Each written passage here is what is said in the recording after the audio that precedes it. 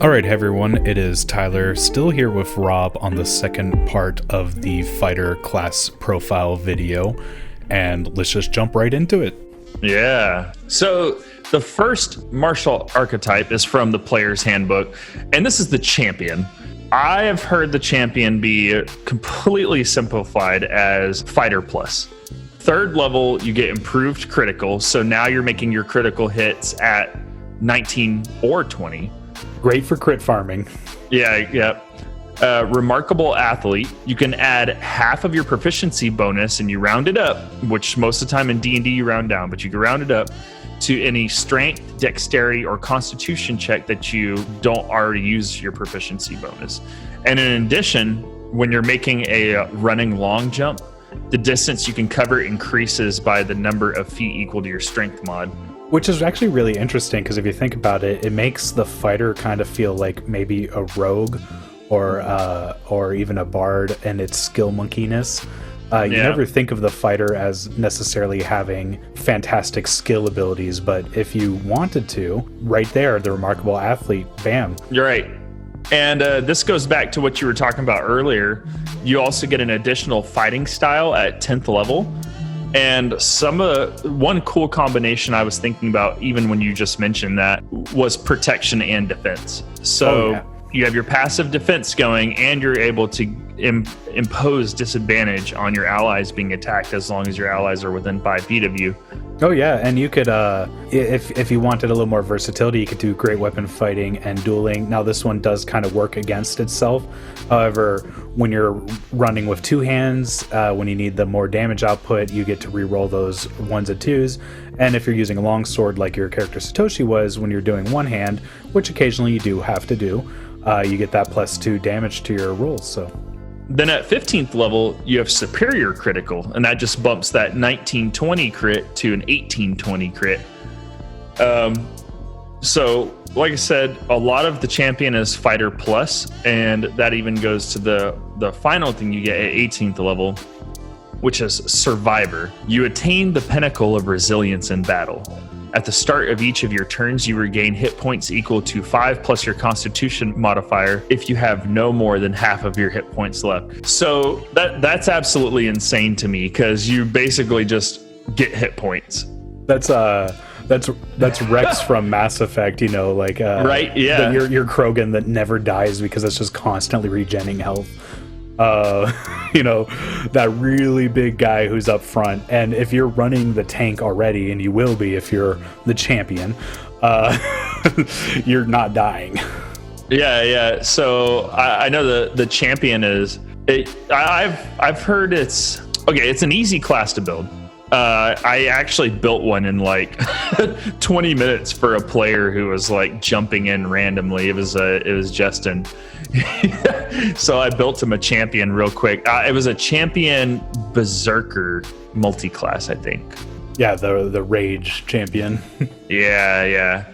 So it was pretty interesting. I know that berserker has some issues with it, but I mean, he wasn't playing that character long, so I was like, by all means, man, have some fun. I think the big thing about champion is, if you're the type of player that loves getting critical hits, this is the class. There's no other class that outperforms this on crits, because imagine you're doing your 12 attacks at level 20 and you have a crit range from 18 to 20. The percentage, your odds of getting a crit are going to be astronomical compared to any other player. So if that excites you, this is definitely one I would look into. Moving on, though, the Battlemaster is really weighty, so I'm going to kind of skim over it. The Battlemaster, you kind of want to, I think of it as like kind of the leader type of the fighters, because its big mechanic is these battle maneuvers. So with these battle maneuvers, you get an amount of superiority die. I believe it is 4 d8s, and they increase, that the amount of superiority die increases at level 7 and 15. And what you do is you would definitely, on your character sheet, you calculate the saving throw you want to have, and then you pick from the list of maneuvers that you have, and there's a whole bunch of them, and they're great. There's so many for every situation. This is your, like, when we talk about your ability to make a custom fighter, this is where you would dive into. Especially if you're an experienced player, this is really fun to get into. The champion is more built for your newer player, and the Battlemaster is definitely like, if you're looking for more versatility as a fighter player, as a more experienced player, then by all means. Oh, for sure. What you do is you spend one of these superiority dies. You either, depending on what the maneuver is, you can roll it with it. For example, one I always pick is precision attack. And when you make it a weapon attack, you can add your superiority die, which is a D8 to the roll, which can get you some pretty high numbers. There are some reaction ones that are great. There's mobility ones, such as maneuvering attack or evasive footwork. There's some that are battlefield control, such as pushing attack, sweeping attack, and trip attack. You would consider that. And there's some that actually kind of like make you a sort of healer. Not some. There's one, rally, which bolsters your enemies and gives them temporary hit points, which I really love this one. But the last time I had this maneuver, I had a samurai on my team, so I was handing out these hit points to everybody, these temporary hit points, and it didn't matter because he was using his fighting spirit. Yeah, I was gonna let it be secret for you, but it's a really cool one, and it's definitely offers you a lot of custom abilities with not being as bogged down in options as a spellcaster would be, which there is an option for that we will talk about later. Right, and probably some of my favorite maneuvers are riposte and commander strike. Oh yeah, I love riposte. I'm a huge fan of that, and parry as well. I think the ones that I always end up having, though, are precision attack and rally. And I think that's because usually when I'm playing a Battlemaster, I'm always trying to build like the character that's trying to keep the party together. Mm-hmm. So, and maneuvering attack is another one that I like to use. But with rally and the such, you can be very helpful to your front line as well as your back line. So, it like I said, there's so many different that any two Battlemasters are guaranteed not going to be alike. So those were the subclasses for the fighter in the player's handbook, but in Xanathar's guide, they expanded it quite a bit, honestly, and going to actually the class I did play. And, we were doing like a Sekiro inspired game. I've never really played Sekiro, but, I'm really in love with like samurai lore. But I've just dived completely into the subclass. So right off the bat, 3rd level, you get a bonus proficiency in history, insight, performance, or persuasion, or alternatively, you can learn one extra language of your choice. I think for this one, I went with insight, but it's really up to you. And the reason I didn't go with persuasion, I will get to in a moment, but I mean, it does stack pretty well with a feature later on in the samurai. Now, also at 3rd level, the samurai gets fighting spirit. And to me, this is the key feature of the samurai. So starting at 3rd level, your intensity in battle can shield you and help you strike true. You use a bonus action to give yourself advantage on all weapon attack rolls until the end of your current turn. When you do so, you also gain 5 temporary hit points, and the number of hit points increases when you reach certain levels in the class, like 10th level and 15th level. You can use that feature 3 times, and you regain all of that on a long rest. So the samurai is geared more of being a strike precisely and often.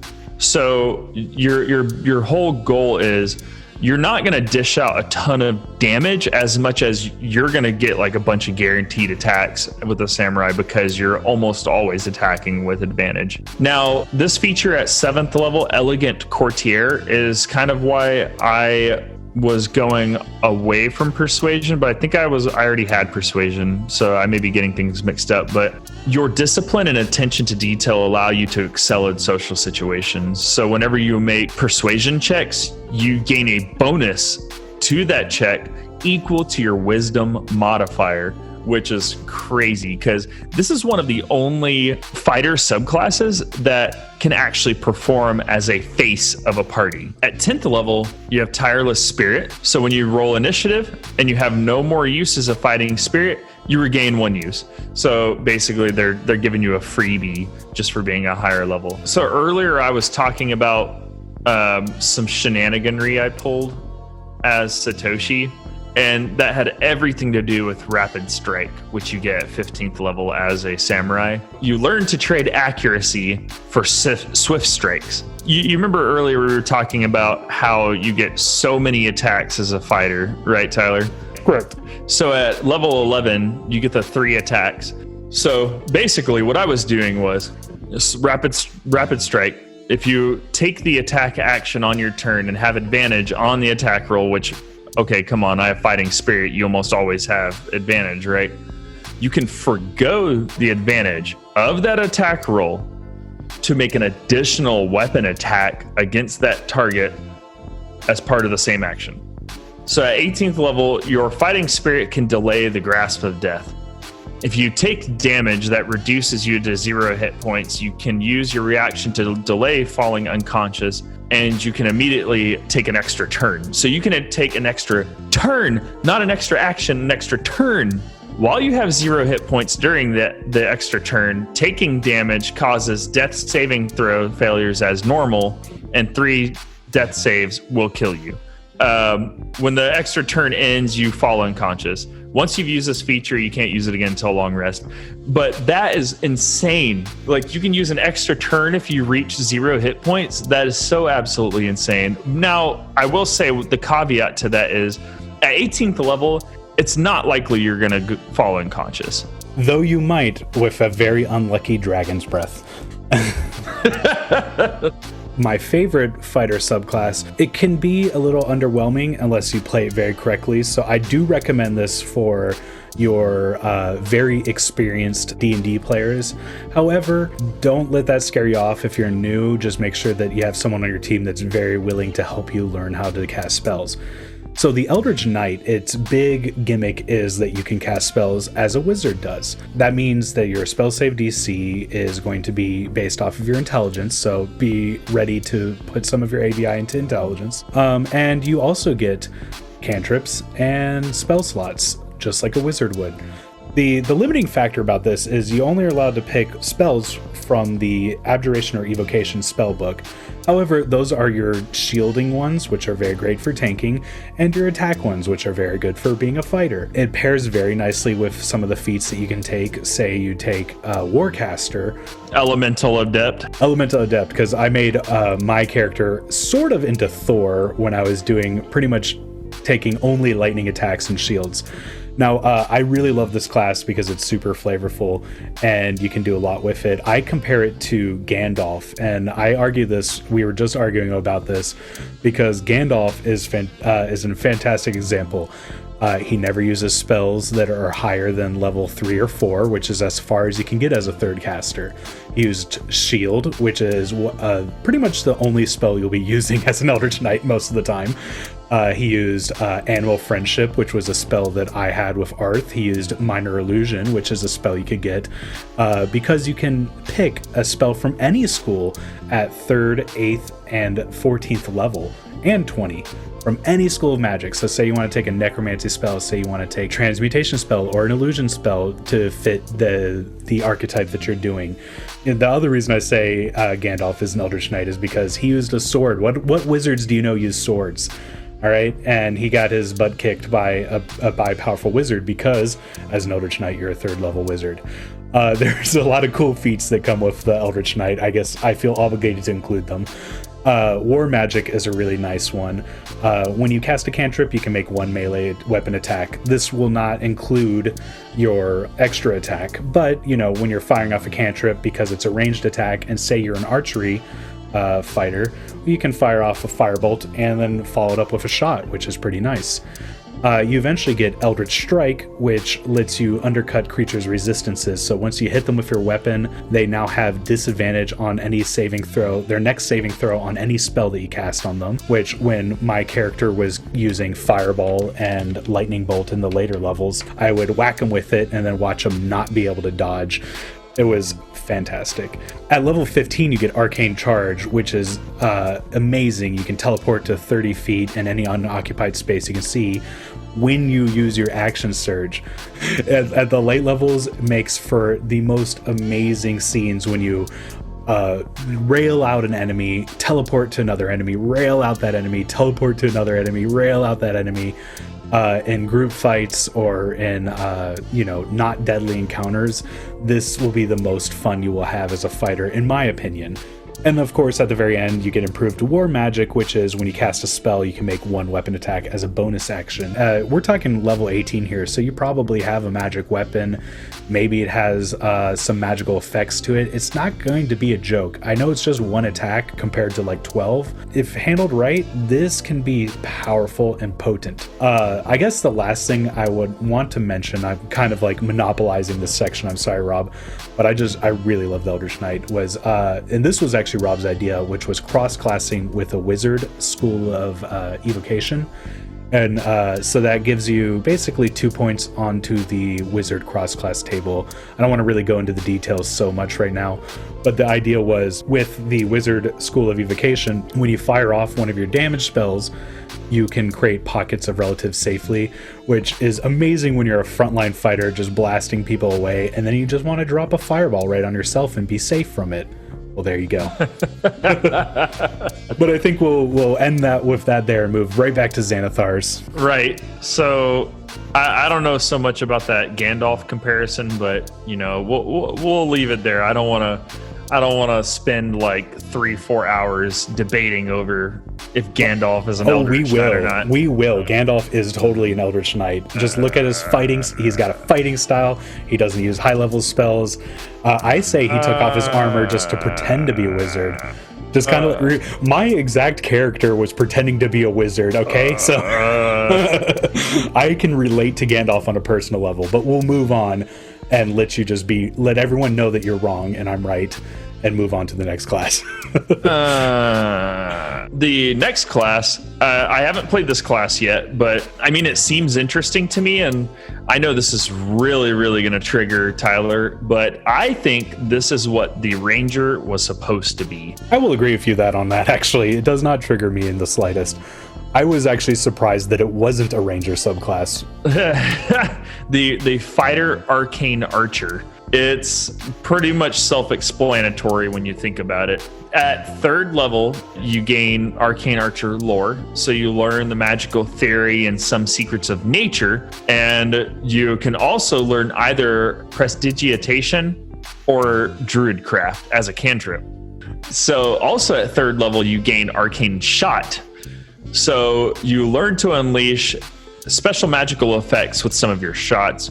When you gain this feature, you learn 2 arcane shot options of your choice.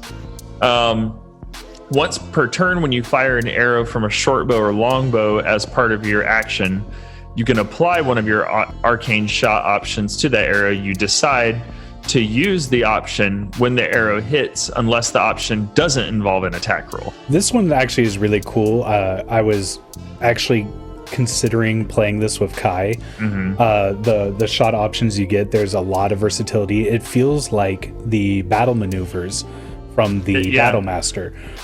You have some that can just fire through enemies. You have some that can grab them, push them back.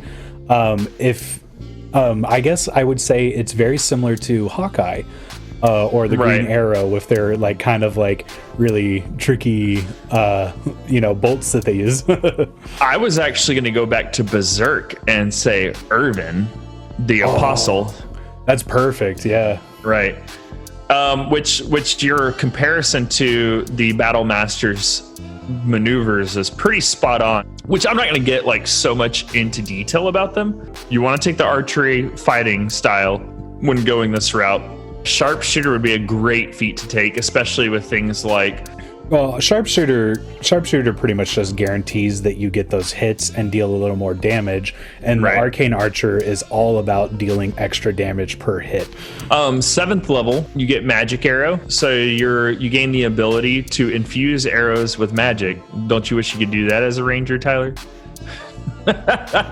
So whenever you fire a non-magical arrow, you can make it magical for the purpose of overcoming resistance and immunity to non-magical attacks and damage. The magic fades from the arrow immediately after it hits. You also get a 7th level curving shot, and this is beautiful. You learn how to direct an arrow toward a new target. When you make an attack roll with a magic arrow and miss, you can use a bonus action to re-roll the attack roll against a target, a different target within 60 feet of the original target.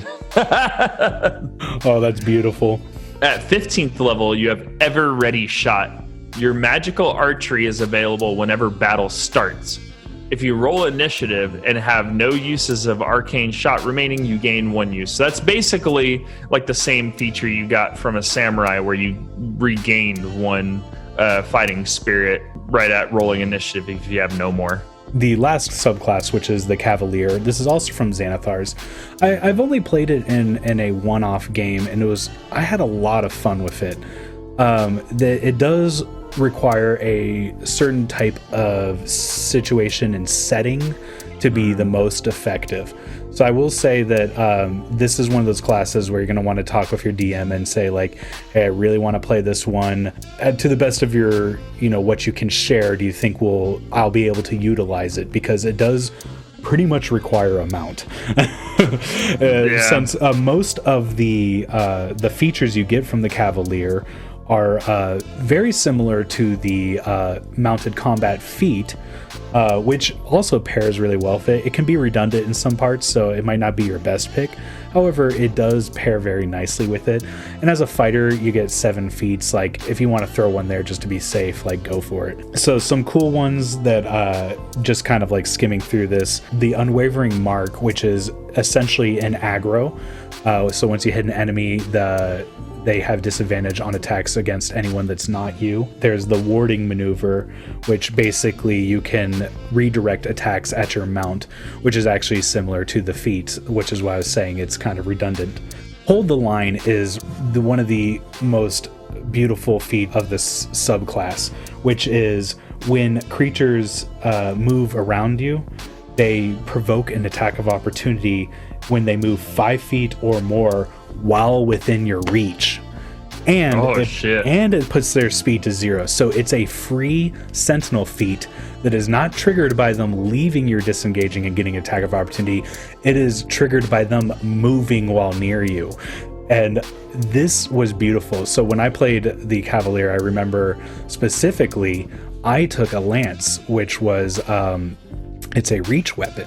And since this says within my reach, if people were moving, even if they were not next to me and they moved to an ally or something, I was getting attacks of opportunity left and right. You will eat up a lot of your reaction usage with this, so goodbye all your reactions, because you're going to be using this a lot and you're going to love it.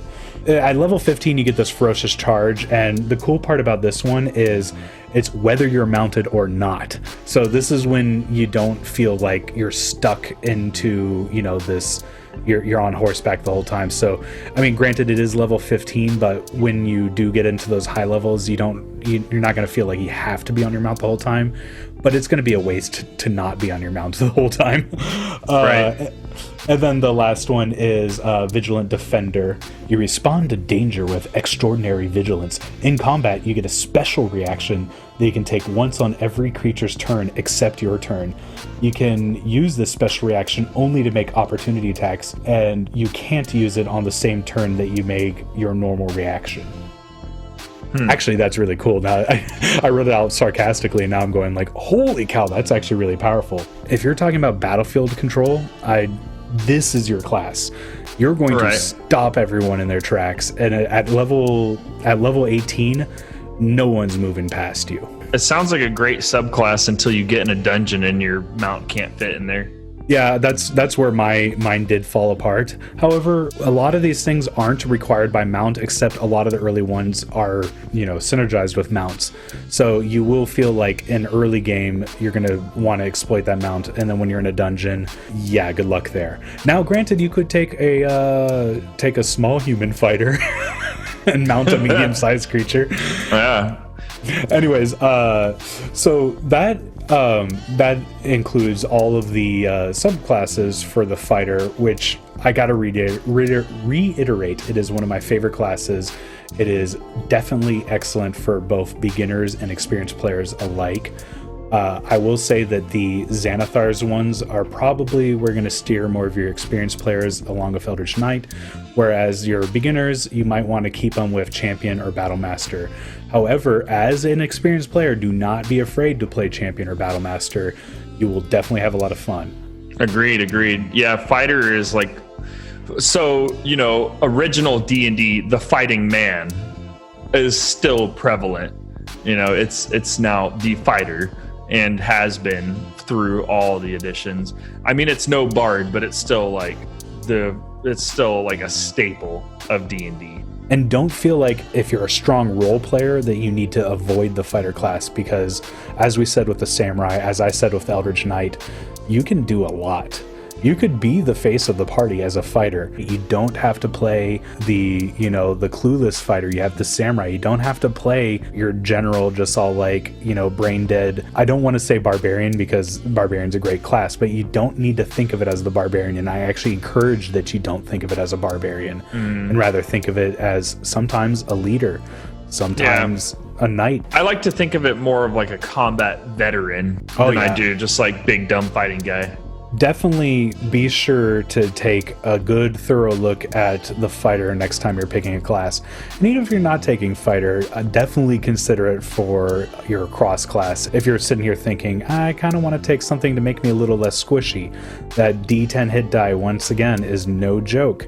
Those fighting styles you get right off the bat, the action surge is going to make you the most potent damage dealer in your party. So 5th edition really has geared more towards supplementing the martial classes and making the martial classes feel a lot more effective than they used to be in the past. So by all means, don't think of, well, I don't want to be the dumb guy with the sword that's just sitting up there smacking things. You will be smacking things very, very hard as a fighter, and you will be making your enemies, you will crush your enemies, you will see them driven before you, and this is all barbarian quotes. I better stop that because save it for the barbarian video. Right, yeah, and hear the lamentation of the women. but that is not wrong. You will be pissing off your dungeon master of how much damage you will be outputting every single round, very consistently. And definitely in a burst. Or making him celebrate seeing his party succeeding so much. Well, I hope you guys enjoyed this third class profile video. We're looking forward to doing a couple more. It might be sitting up in next season. And I'm very excited to say that I have locked down a special guest for the wizard one. I'm not going to give him an introduction, but I will say he is the most educated Dungeons and Dragon player that I know, hands down, and the most educated in anime, if that's a selling point for anyone. Oh, so he's a big weeb, and he played in my last campaign too. I'm also going to ask you right here and right now, are you interested in doing a bard one with me? Oh, 100%. You will have so much fun as a bard. Look forward to that video. Look forward for all the other ones. And with that, please don't forget to like and subscribe, and we'll see you in the next video. All right, guys. See y'all later.